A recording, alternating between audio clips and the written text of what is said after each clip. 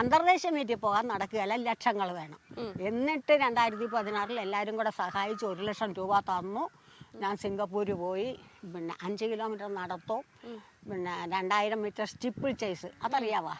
ഇങ്ങനെ ഈ electric post പോലെ വെക്കും, അത് 4 മൂലയ്ക്കും വെക്കും. അത് നമ്മൾ കവച്ച് കടന്ന് ഒരു 2 മീറ്റർ നീളത്തിൽ വെള്ളമുണ്ട്, അത് 2000 മീറ്റർ. അതിന് 2-നും സെക്കൻഡ് പ്രൈസ് കിട്ടി. ഹോങ്കോങ്ങുകാർ ഫസ്റ്റ് കൊണ്ടുപോയി, സെക്കൻഡ് കിട്ടി.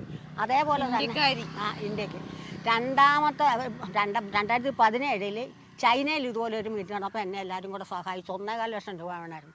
അവിടെ പോയപ്പോൾ ഈ ഐറ്റം തന്നെ 3rd പ്രൈസാണ് കിട്ടിയത്. കാര്യം ചൈന ഫസ്റ്റ് കൊണ്ടുപോയി, ഹോങ്കോങ് സെക്കൻഡ് കൊണ്ടുപോയി, ഇന്ത്യക്ക് 3rd കിട്ടി. 23 ദുബായിലൊരു ഓപ്പൺ മീറ്റ് നടന്നു.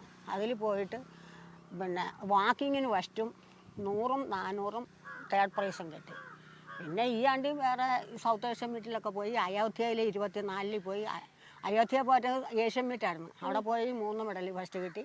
ഇവിടെ 4 ഫസ്റ്റ് കിട്ടി. ഇതൊക്കെ എന്താ ആളുകൾ കുറെ പേരൊക്കെ അറിയാനുണ്ട് കേട്ടോ, ഇങ്ങനെ കുറെ കാര്യങ്ങൾ നടക്കുന്നുണ്ട് ഇവിടെ എന്നുള്ളത്. അത് നമ്മുടെ ഇവിടെ ഇപ്പോഴും കളിയാക്കി 105, 104, 90 കഴിഞ്ഞ മനുഷ്യരൊക്കെ സ്ത്രീകളൊക്കെ ഉണ്ട്. പക്ഷേ ഹരിയാനക്കാരൊക്കെ അവരെ കണ്ടാൽ നമുക്ക് പ്രായം പറയാൻ നോക്കുകയല്ല. നമുക്ക് പെട്ടെന്ന് പ്രായം അറിയാം. നമ്മളീ നല്ല ചോറും കറിയൊക്കെ കഴിച്ചേച്ച് അവിടെ ചെന്ന് ഉണക്കറൊട്ടിയൊക്കെ കഴിക്കും, നമ്മുടെ എനർജി പോകും. അവര് ജീവിതത്തിൽ ചോറ് തന്നെ വേണം. അവർക്കെന്ന് പറഞ്ഞാൽ അവരാദ്യം തൊട്ട് ഇന്ത്യയൊക്കെ കഴിക്കണം. കാരണം അവർക്ക് യാതൊരു പ്രശ്നവുമില്ല. അവരെ കണ്ടാൽ പ്രായം പറയുകയല്ല, നല്ല എനർജിയാണ്. ത്രോസൊക്കെ എന്ന് പറഞ്ഞാൽ നിന്നിടത്ത് എന്ന് പറഞ്ഞാൽ അങ്ങോരെ ചെല്ലും. ആചാന ബാക്കുക്കളാ. നമുക്ക് ത്രോസൊന്നും പറ്റിയല്ലോ, നമുക്ക് ഇതൊക്കെ പറ്റുള്ളൂ. നമ്മളിതൊക്കെ ചെയ്യാന്നുള്ളതേ ഉള്ളൂ. കല്യാണം കഴിഞ്ഞതിന് ശേഷമാണ് ഇത്ര സജീവമായിട്ട്? അതെ, കല്യാണം കഴിഞ്ഞ് 82 മാഗ്ഡവൽ. കോട്ടയംകാരിയല്ലേ? ഞാൻ കോട്ടയം കല്ലറക്കാരിയാണ്. അതാണ്, കോട്ടയംകാരിയാണ്. അത് കഴിഞ്ഞിട്ട് ആലപ്പുഴയിലേക്ക്? ആലപ്പുഴ 69 കല്യാണം കഴിച്ചു. അന്ന് എൻ്റെ ഭർത്താവിന് മാഗ്ഡവൽ കമ്പനി ജോലി ഉണ്ടായിരുന്നു. അതൊരു സമരം നടന്ന് ജോലി പോയി. 82 മാഗ്ഡവൽ ജോലി കയറി. നോമിനി കയറാൻ പറഞ്ഞപ്പോൾ ഞങ്ങൾ കുറേ പേര് ഭാര്യമാർ കയറി, കുറേ പേര് പ്രായപൂർത്തിയായവർ മക്കളുള്ള മക്കൾ കയറി. അങ്ങനെ ഞാൻ 22 വർഷം ചെയ്തു. അവിടെ 58 വയസ്സാണ് റിട്ടയർമെൻറ്റ് ഇത്. അപ്പം എനിക്ക് അന്ന് 55 വയസ്സുണ്ട്. 3 വർഷത്തെ സർവീസ് കളഞ്ഞ് ഇളയ മോനെ കയറ്റി. അപ്പോൾ അവന് 29 വയസ്സുള്ളവൻ. 29 വർഷം സർവീസ് കിട്ടുമല്ലോ എന്നോർത്ത് കയറ്റി. അപ്പോൾ 14 വർഷം കഴിഞ്ഞപ്പോൾ ഷട്ടർ വീണു. ഇപ്പോൾ അവൻ്റെ കുറേ കാടക്കോഴി ഒരു ചെറിയ കച്ചവടമൊക്കെ ആയിട്ടിരിക്കണം. അവൻ്റെ ഭാര്യയ്ക്ക് ജോലിയുണ്ട്, 2 പെൺകുഞ്ഞുങ്ങളാണ്. പിന്നെ മറ്റവരൊക്കെ കൂലിപ്പണിക്കാരാണ്. അങ്ങനെയൊക്കെ പോകുന്നു. അങ്ങനെയൊക്കെ അങ്ങ് പോകുന്നു.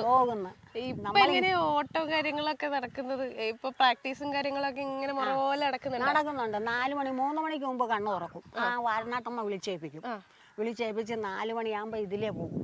തെക്കേ കവല വരെ പോകും, 1.5 കിലോമീറ്റർ. എല്ലാ ദിവസവും അമ്പലത്തിൽ പോവും. ഡയറ്റിന്റെ ഭാഗമായിട്ടാണോ ഇനി ഫിഷും അല്ലെ നോൺ വെജ് ഒക്കെ കഴിക്കാത്തതെന്നൊക്കെ ഞാൻ ചോദിച്ചപ്പോ എന്നോട് പറഞ്ഞു എനിക്കതൊന്നും ഇഷ്ടമല്ല. എന്നിട്ട് അമ്പലത്തിൽ പോണത് കൊണ്ടല്ല. അമ്പലത്തിൽ പോണവരെല്ലാവരും മീനും ഇറച്ചിയൊക്കെ കൂട്ടുന്നവരാ.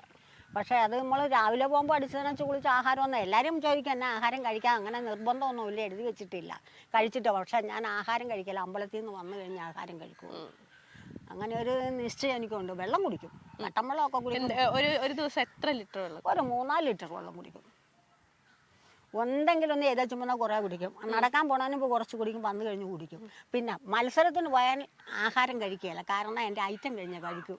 കാരണം വയറ് നിറഞ്ഞാൽ നടക്കാൻ പാടില്ല, ഓടാനും നടക്കാൻ പാടില്ല. അത് കഴിഞ്ഞ കഴിയുള്ളൂ. ചിലപ്പം വൈകുന്നേരം ആവും ആഹാരം കഴിക്കുമ്പോൾ. ഐറ്റം പറയണ സമയത്ത് നടക്കുകയില്ല. ഇനി ഈ ജൂൺ 1-ാം തീയതി വയനാട് ഒരു മീറ്റ് നടക്കുന്നുണ്ട്, ലേഡീസിന് മാത്രം. അപ്പം അതിന് 31-ാം തീയതി പോകണമെന്നോർത്ത് ഇരിക്കുന്നു. ആഗ്രഹിച്ചിരിക്കുകയാണ്. ഇപ്പം ഈ അടുത്ത ആഴ്ച മുതലെല്ലാം പാക്ക് ചെയ്തൊക്കെ വെക്കണം. എപ്പോഴും കോണ്ടാക്ട് ചെയ്യും. കൂട്ടുകാരൊക്കെ ഉണ്ടേ. കൂട്ടുകാരൊക്കെ ഇപ്പോഴും ഉണ്ട്. ഇവിടെയുള്ള നാട്ടുകാരൊക്കെ ഉണ്ടല്ലോ, അവർക്ക് നാട്ടുകാരൊക്കെ എന്താ പറയുന്നത്? ഇപ്പൊ ഇത്രയും ഒരു അച്ചീവ്മെന്റ്സും കാര്യങ്ങളൊക്കെ കിട്ടിയിട്ടാണെങ്കിലും അവർക്ക് അവരുടെ ഇടയിൽ ഒരു വിലയില്ല എന്നുള്ള രീതിയിൽ തോന്നലുണ്ടോ? അവർക്ക് ഇപ്പോഴും നമ്മളെ പരിഹാസ്യ. കാരണം അവർ പറഞ്ഞ വയസ്സായാലും വീട്ടിൽ കിടക്കുകയല്ലെന്ന്. ഞാൻ ഒരപരാധവും ചെയ്യുന്നില്ല. ഞാൻ സ്പോർട്സിന് പോകുന്നു, വരുന്നു, മെഡൽ മേടിക്കുന്നു. ഇന്ന് വരെ വാരണാട്ടമ്മയുടെ അനുഗ്രഹം കൊണ്ട് മെഡലില്ലാതെ വന്നിട്ടില്ല. ഞാൻ പറഞ്ഞില്ലേ, ഏഷ്യൻ മീറ്റിന് പോയിട്ടും ദുബായിൽ പോയപ്പോൾ ഒരു ഫസ്റ്റ് പ്രൈസ് കിട്ടി. സിംഗപ്പൂരും ചൈനയിലും വെങ്കലവും വെള്ളിയാണ് കിട്ടിയത്. ബാക്കി എങ്ങും മെഡലില്ല. അതായത് ഏഷ്യൻ മീറ്റ് അല്ലാതെ ജില്ലാ മീറ്റല്ല. എന്നിട്ടും ഞാൻ മെഡലും കൊണ്ടാണ്. അത് അമ്മയുടെ അനുഗ്രഹവും എൻ്റെ പ്രയത്നവും. കുറേ നാട്ടുകാരെനിക്ക് സപ്പോർട്ടുണ്ട്. കുറേ പേരൊക്കെ ചീത്ത പറയും. അവർ പറയണവർ അവരുടെ ഇതനുസരിച്ചായിരിക്കും പറയണം. അവർ പറയട്ടെ, നമുക്കെന്താണ്, നമ്മളതൊന്നും വഹിക്കുകയില്ല. അങ്ങനെയൊക്കെ പോകുന്ന കാര്യങ്ങൾ അങ്ങനെയൊക്കെ അങ്ങ് പോകുന്നു. ഇനി നമുക്ക് കുറച്ച് അല്ല ഇനി കുറച്ചധികം മെഡലുകളുണ്ട്, അത് നമുക്ക് കണ്ടിട്ട് വരാം. നമുക്ക് പോകാം അങ്ങോട്ട്, വണ്ടിയെ പോകാം, ഇടയ്ക്ക് കൊണ്ട് ഇടാം നമുക്ക്. ഇടക്കൊണ്ടിടാം. കൊറേ ഉണ്ടല്ലോ. ആ ഒരു 170 കൂടുതലുണ്ട്. കുറെയൊക്കെ പൊടിഞ്ഞു പോയി. ഈ ചെറിയ മെഡല് രണ്ടും സിംഗപ്പൂരിന്റെ, അത് കണ്ട.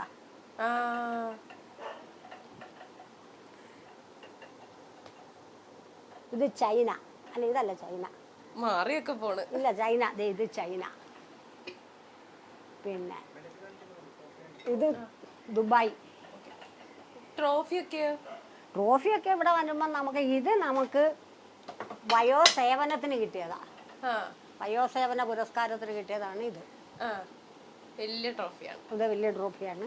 വാളും പരിചയം.